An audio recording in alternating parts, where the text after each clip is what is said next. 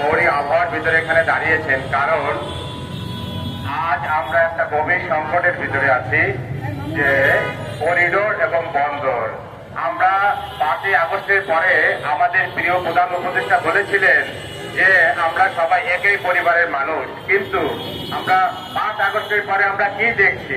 দেশে বিভাজন সৃষ্টি করছেন কিছু কিছু সমন্বয়ক, তারা বিভাজন সৃষ্টি করছে দেশের ভিতরে এবং তাদের দ্বারাই দেশ পরিচালিত হচ্ছে। আমরা তো এগুলো কোনোদিনও আশা করি নাই। আমাদের প্রিয় প্রধান উপদেষ্টার কাছে তো আমরা এগুলো চাই নাই।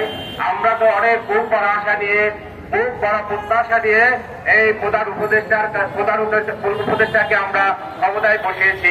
তারা তো ছাত্রের এই উপদেষ্টা নন, আমরাও তো জনগণ, আমরা আম জনতা তাকে বসিয়েছি। আমরা আমাদের প্রধান উপদেষ্টার কাছে অনুরোধ জানাবো যেন জনগণের কোন বিরুদ্ধে গিয়ে কোনো কাজ না করেন। আপনাদের কাছে আমাদের এই আকুল আবেদন, আপনারা জনগণের পক্ষে জনগণের মতামত নিয়ে কাজ করবেন, কোন বাচ্চাদের কথায় কাজ করবেন না।